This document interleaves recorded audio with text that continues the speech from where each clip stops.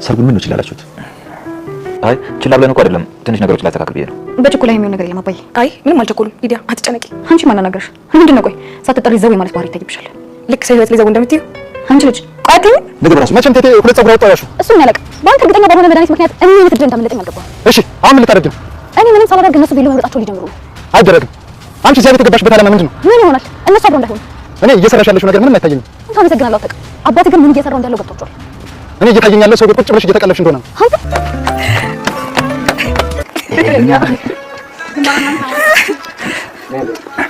ጥሩ ሲመሽ ነው ስልክ ታነሺው። ከነሱ ጋር ሆኜ እንዴት ነው ተስልክ ማለት ነው? አሁን አድርገሽ ግቢ። እዛ አትመጥመጭ። መድኃኒቱ ሰጠሽው? እንደዛ ስትይኝ አምኜሽ ነበር። ግን ሰዓት ስጠይቃት አልሰጡትም መድኃኒቱን ያለች። በእውነት ሰጥቻለሁ። ግን ምን አደረገው? ለአንቺ ከሰጠሽ ቀንሽ ያስቀመጡት መድኃኒት ነበር። አሁን ለምኖርበት ቤት ውሻ ሰጥቼው ወዲያው ነው ደርቆ ይቀራል። ደረቀ ማለት ሞተማ የሚገል አይደለም ማለት ነው እንዴ? ቆይ ምን ታሰረ? ምን አደረግሽ ነሽ አንቺ? አሁን የምትሰሪው ጽድቅ ነው። ለአሁን አልፌሻለሁ። ድጋሚ እንደዚህ ስተት ብትሰሪ እገልሻለሁ። አሁን ትፊ ከፍቲ ሊዲያ ለተመስገን መድኃኒት ሰጠችው። የሰጠችው መድኃኒት ደግሞ የሚገል ነበር። ነገር ግን የካሌብ አባት መድኃኒቱን ከአቶ ደጀኔ ተቀብላ ኪችን ስትደብቅ አይተዋት ስለነበረ መድኃኒቱን ቀይረው አስቀመጡባት።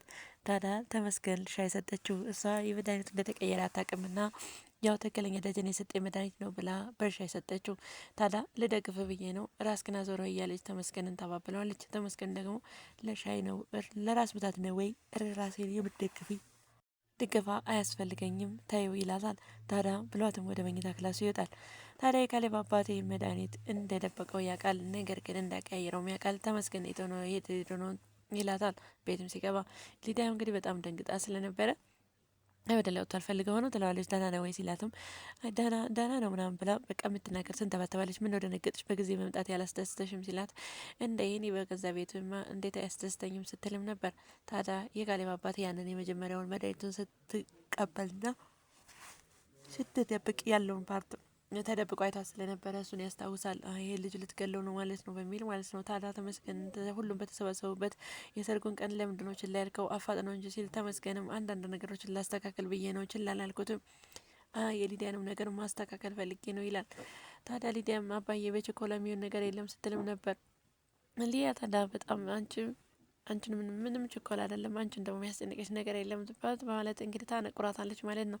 ይህ በእንዲህ እንዳለ በቃ ነገ መሆን አለበት ብለው ወደ መኝታቸው ይሄዳሉ ማለት ነው። ታዲያ በማግስቱ ጠዋት ተነስተው ቬሏቸውን ሊመርጡ ትሁትና ሁሉም ተሰብስበው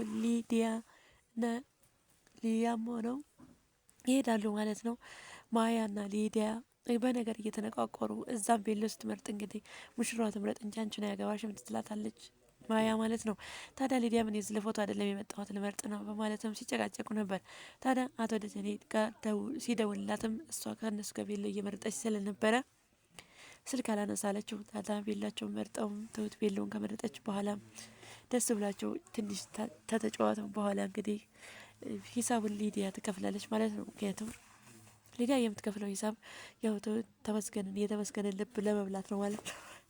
ታዲያ ሂሳቡን ከከፈለች በኋላ ይወጣሉ። ታዲያ ሊዲያ ስልክ አውራ በማለትም ወደ አቶ ደጀኔ ትሄዳለች። አቶ ደጀኔ ደግሞ በጣም ይጮህባታል ማለት ነው።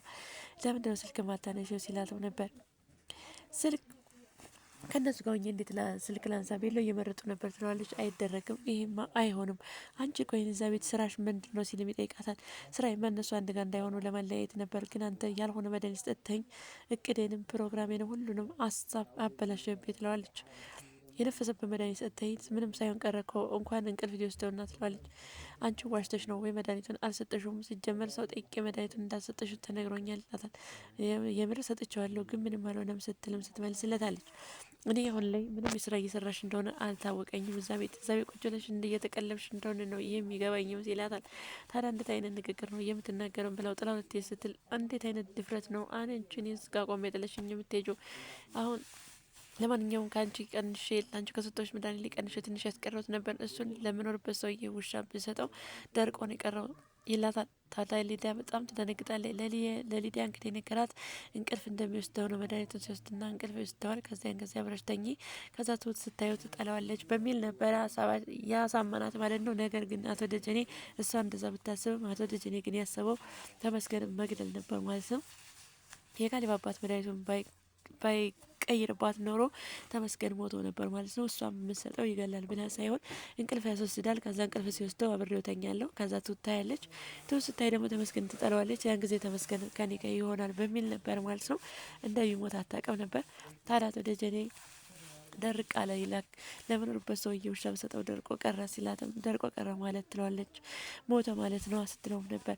እንዴ አንተ ምን አይነት ስራ ነው የምታሰረኝ? አይገልም አላልክኝም እንደ ስትለውም ነበር። ኧረ እባክሽ አሁንማ የጽድቅ ስራ ነው የምትሰሪው። ምን አይነቷ ገልቱ ነሽ? ከዚህ በኋላ ይሄ ነገር ቢደገም ለዛሬ አልፈሻለሁ። ከዚህ በኋላ ቢደገም ግን አንቺ ነው የምገልሽ ብሏትም ይሄዳል። ታዲያ የካሌብ እናትና አባት ማለት ነው እንግዲህ ድግስ ሊደግሱ ካሁኑ እየተዘጋጁና ስንት ሰው እንጥራ ማን እንጥራ እያሉ ስም ዝርዝር ወረቀት ላይ እየመዘገቡ እየተመካከሩ ይገኛሉ። የሊዲያ ተንኮል ግን ምንም አልገባቸውም። አባባ ምናልባት ይህም መድኃኒት እንደዚህ ስታረግ ይች ልጅ ለሌላ ነገር እንደገባች ምናልባት ተረድቶ ሊሆን ይችላል። ይህ ለተመስገን ከነገረው ከዛ ቤት ልትባረርም ትችላለች ማለት ነው።